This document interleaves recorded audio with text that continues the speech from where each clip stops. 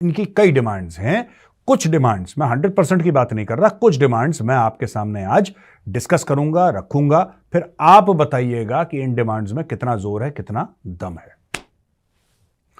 एक तो MSP already मिल रहा है और क्रॉप्स पे एमएसपी चाहिए, ठीक है।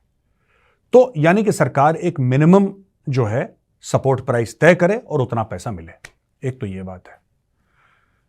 सही बात तो यह है कि जो काश्तकारी होती है या जो एग्रीकल्चर होता है उससे कहीं ज्यादा किसान दूध, अब दूध भी तो किसानी है, किसान का ही तो एक प्रोडक्ट है, यानी कि गाय या भैंस उसके पास हो, फिर उसका दूध निकाल के किसान बेचता है, वो भी एग्रीकल्चरल प्रोडक्ट है, वो भी किसान का वो करा हुआ प्रोडक्ट है। जैसे कि गेहूं है वैसी गाय भैंस का दूध, फिर आपका अंडा, मुर्गी, बकरी, ये सारे के सारे एग्रीकल्चरल एक्टिविटीज हैं और ये बुआई और कटाई से कहीं ज्यादा हैं। उनकी कोई बात है ही नहीं बीच में, उनकी कोई बात कर ही नहीं रहा। उसके ऊपर से किसान भाइयों ने, ये पंजाब के किसान हैं, ये बात केरल का किसान नहीं कह रहा, ये उत्तराखंड का किसान नहीं कह रहा, ये महाराष्ट्र का किसान नहीं कह रहा, ये वेस्ट बंगाल का किसान नहीं कह रहा, ये सिर्फ चीख चीख के पंजाब का किसान कह रहा है कि मुझे 10,000 रुपए महीना पेंशन चाहिए। ठीक है जी, पेंशन चाहिए। अच्छा जी, उसके अलावा सरकार गारंटी करे कि 50% प्रॉफिट हो प्रोडक्शन कॉस्ट के ऊपर, यानी कि एज अ किसान अगर मेरी लागत 1,000 रुपए की है तो मुझे कम से कम 1,000 रुपए लगाने के बाद कम से कम मुझे 1,000 रुपए तो वापस मिले ही मिले, मुझे 500 रुपए और ऊपर से प्रॉफिट मिले, ये सरकार गारंटी करेगी। ठीक है जी, अब आते हैं नेक्स्ट पॉइंट पे। सरकार ने यह कहा था कि हम किसानों की इनकम कर देंगे डबल। अब ये चाहते हैं कि इनकम डबल करो, लेकिन जो फार्म लॉज हैं जो सरकार पिछली बार लाई थी इनके समक्ष, ये मना कर दिए किसानों ने कि फार्म लॉज से हम नहीं मानते, इनको वापस लो, और प्रेशर में सरकार ने वापस भी ले लिए। वो नहीं मानने, डबल कर दो। डबल कैसे करो मैं बताता हूं आपको। डबल ये करो कि सरकार इनके बैंक में पैसा डाल दे। सरकार जो है किसानों के, अन्नदाता के बैंक में पैसा डाल दे, वो चाहते हैं। तरीका नहीं चाहते कि कैसे सरकार ये बताए कि तुम डबल करो। सरकार ने बोला था, सरकार ने इनको यह बोला था कि अगर इनकम दुगनी करनी है, उसका एक तरीका, इसमें कई तरीके हैं, एक तरीका यह है कि अगर उदाहरण के लिए पंजाब, क्योंकि पंजाब के किसान बैठे हैं ना, अन्नदाता वही हैं, बाकी सब हमारे जो भाई बहन हैं वो धनिया झील रहे हैं, अन्नदाता हैं वहां के किसान। तो अन्नदाता को यह बोला था कि भैया अगर आप अपनी इनकम डबल करना चाहते हैं तो इसमें एक तरीका यह है कि आपको जहां अपना बेचना है भारत में, अपना प्रोड्यूस, आप वहां पे बेच सकते हैं। आपके ऊपर ज्योग्राफिकल रिस्ट्रिक्शन नहीं है, आज की तारीख में है, क्योंकि कई चीजों में किसान फंसा हुआ है। सरकार ने बोला बिचौलिया हटा देते हैं। अब बिचौलिए वही तो है लैंड रोवर के, 5 करोड़ की लैंड रोवर, 3 करोड़ की लैंड रोवर में जो आते हैं दिल्ली प्रोटेस्ट करने के लिए, या हरियाणा पंजाब के बॉर्डर पे। अब देखिए इसमें क्या बात है, मैं आपको बताता हूं। भाई लोगों ने बोला कि आप कॉर्पोरेट के साथ डील करेंगे, कॉर्पोरेट आपको पैसा देगी हर चीज के लिए। आपको कॉर्पोरेट को अनाज देना है, आपको कहीं जाना नहीं है।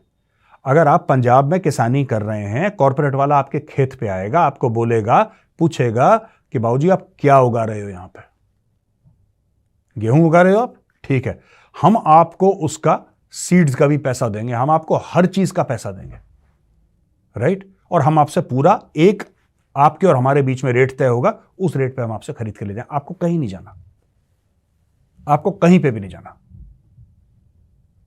नहीं, ये गलत है, ये नहीं हो सकता। ये क्यों नहीं हो सकता भाई, ये क्यों नहीं हो सकता? इसमें गड़बड़ क्या है? किसान को पैसा ही तो मिलेगा ज्यादा? नहीं, बात यह है कि जो पंजाब में सबसे ज्यादा बिचौलिए पंजाब में है एग्रीकल्चर वाले। मैं पंजाब के किसान को गलत नहीं बोल रहा, मैं बिचौलियों को गलत बोल रहा हूं। और इन्होंने किसान को ऐसे जकड़ा हुआ है। इन्हीं के बहकावे में आके किसान आते हैं बॉर्डर पे और वहां पे फिर हंगामा शुरू होता है। किसान कह रहे हैं कि साहब जो हमने कर्ज लिया है, कर्ज भी माफ हो जाए। अच्छा, कई सारे लेफ्ट लिबरल्स ये भी कहते हैं कि कॉर्पोरेट्स को भी तो कर्ज दिया था, वो भी तो माफ हो गया था, तो आप किसानों का कर्ज क्यों नहीं माफ कर? किसानों का कर्ज तो हर इलेक्शन के पहले माफ होता ही होता है। 2-2, 3-3 लाख रुपए सबने पकड़ रखे हैं सब। कॉर्पोरेट्स जो हैं उनको डूबने से बचाना क्यों जरूरी है? उनमें से कई सारे फॉरेन एक्सचेंज लेकर आते हैं और हजारों लाखों को रोजगार देते हैं। आपको क्या लगता है नोएडा के बीच में खेती हो रही है? नोएडा किस चीज के लिए मशहूर है? नोएडा है टेक्सटाइल के लिए मशहूर, नोएडा है सॉफ्टवेयर के लिए मशहूर, ये मशहूरियत है नोएडा की। गुड़गांव ले लो, गुड़गांव के आसपास भी खेत हैं, लेकिन गुड़गांव क्यों मशहूर है भाई? Gurgaon is one of the software centres of India, like Bangalore. Bangalore बहुत बड़ा है, गुड़गांव से छोटा है, लेकिन फिर भी बैंगलोर में टॉप कंपनीज है, टॉप मल्टीनेशनल ब्रांड्स, तो यही तो हैं जो लाखों दर करोड़ों लोगों को एम्प्लॉय करती हैं और उनको रोजगार मिलता है। यहां पे ये पूरा ये कह के ना कि अन्नदाता अन्नदाता अन्नदाता करके रिपीट कर करके इसको इतना रोमांटिसाइज कर दिया है, इतना रोमांटिसाइज कर दिया है कि मैं क्या ही बताऊं आपको।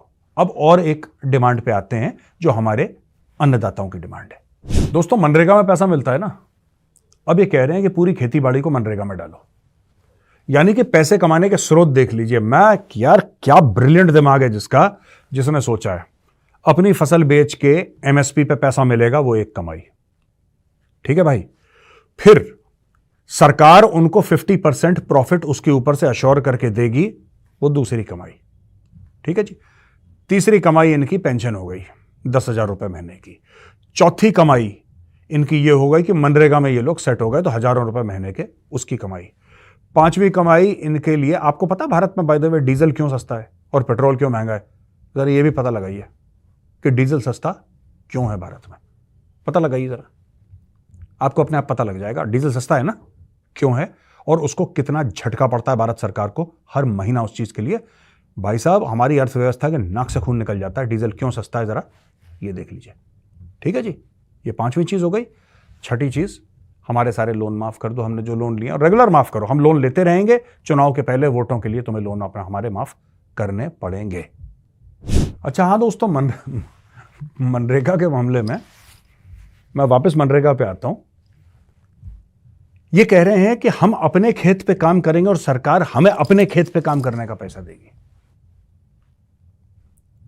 पंजाब के फार्मर, ये अन्नदाता हैं पंजाब के, पंजाब का अन्नदाता कहता है कि मैं अपने घर पे काम करूंगा, अपने खेत पे काम करूंगा, ये सरकार पे और देश पे एहसान है और उसके भी मुझे पैसे चाहिए। दोस्तों, आपको एक बात पता है, किसान सब्सिडी दे दे के पंजाब की अर्थव्यवस्था खत्म हो गई है। आपको एक बार और पता होगी कि पंजाब जो उसका डेट टू जीडीपी रेशियो है पंजाब का, है ना, उस डेट में 90% डेट है। 90% डेट यानी कि 90% कर्जा जो है सरकार का, वो किसानों को सब्सिडी देने के चक्कर में है। खासतौर से इलेक्ट्रिसिटी, मुफ्त बिजली दे दो, मुफ्त ये दे दो, मुफ्त ये दे दो, क्योंकि इनकी लॉबी तगड़ी है, वोट ये देंगे, ये भी मुफ्त दे दो, वो भी मुफ्त, दो मुफ्त। मैं ये नहीं कह रहा, आपको सपोर्ट करना है, लेकिन जब ये मांग करते हैं पेंशन की, तो पेंशन किस किस को देंगे भाई? किसान कौन है? मैं फिर कह रहा हूं, किसान कौन है? मैंने परसों यही सवाल पूछा था, सैटरडे को यही सवाल पूछा था, किसान है कौन भाई? क्या वो है जो खेत का, जो जमींदार है, जिसका खेत है, या उस खेत पे जो 20-50 लोग बिहार यूपी से आते हैं वो? और मैं एक बात कहना चाहता हूं कि भाई जो यूपी बिहार से आते हैं, मैंने कई किसानों से बात करी है बीच में, ठीक है ना, फोन पे बात करी, ऑब्वियसली मैं कहीं गया नहीं मिलने के लिए, मैंने बात करी और 7-8 लोगों से बात करी। उनका एक ही कहना है, एक इमोशनल कनेक्ट है किसान का अपनी जमीन के साथ, वो यूपी का हो, वो पंजाब का हो, वो महाराष्ट्र का हो, किसान का जमीन के साथ एक इमोशनल रिश्ता है। पर लोगों ने एक बात और बोली है कि जो खेती बाड़ी करता है, जो हल जोतता है, जो ट्रैक्टर चलाता है, जो खून पसीना बहाता है खेतों पे, जमीन पे हक उसका। मैं पंजाब के किसानों से यह पूछता हूं कि जो यूपी और बिहार का वर्कर आता है, लेबर आता है और आपके खेतों में वो मेहनत करता है, आपके खेतों पे खून पसीना बहाता है, क्या आप उसको मालिकाना हक दोगे? आप तो इतना कुछ मांग रहे हो, पेंशन भी दे दो, ये भी दे दो, वो भी दे दो, हैं, हर चीज दे दो। आज अगर एक ट्रैक्टर है, ट्रैक्टर की कीमत X है और एक गाड़ी की कीमत X है, ट्रैक्टर में टैक्स जो लगता है वो बहुत कम है। उसी कॉस्ट की अगर आप गाड़ी खरीदें तो उसमें टैक्स बहुत ज्यादा है। यानी कि हर चीज में फायदा है। कई जगह बिजली फ्री, पानी फ्री, ये लो, ओए यार। और जब हम कहते हैं ये बात, तो फिर वहां से जवाब आता है, और एक बहुत बड़ा कोई पढ़ा लिखा जो किसानों के हक में बात कर रहा था, पंजाब के किसानों में, वो कहता है कि अगर ऐसी बात है तो आप हमें परमिशन दो कि हम दुनिया भर में अपना सामान एक्सपोर्ट करें। हम आपसे कुछ नहीं मांगते, आप हमें इजाजत दो, आप हमें अनुमति दो कि हम दुनिया भर में अपना अनाज एक्सपोर्ट करें। अगर हमें अच्छे दाम इंग्लैंड से मिल रहे हैं तो हम इंग्लैंड में एक्सपोर्ट करेंगे।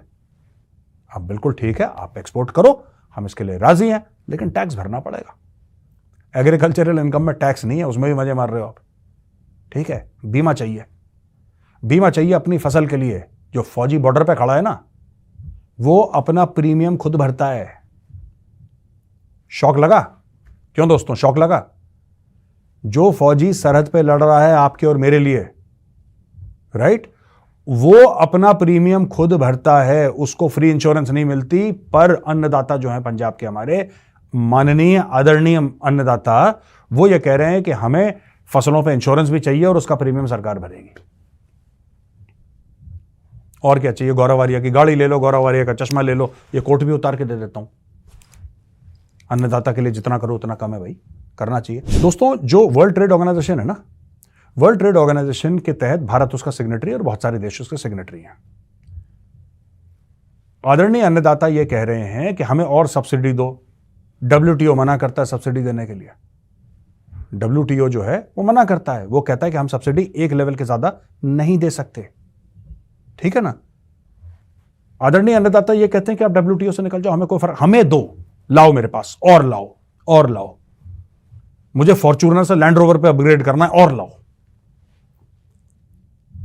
अगर इनकी सारी डिमांड आप मान लेते हैं ना, मैं सरकार से बात कर रहा हूं, अगर सरकार इनकी सारी डिमांड मान लेती है दोस्तों, हिंदुस्तान पाकिस्तान से बदतर हाल में चला जाएगा 1 साल के अंदर।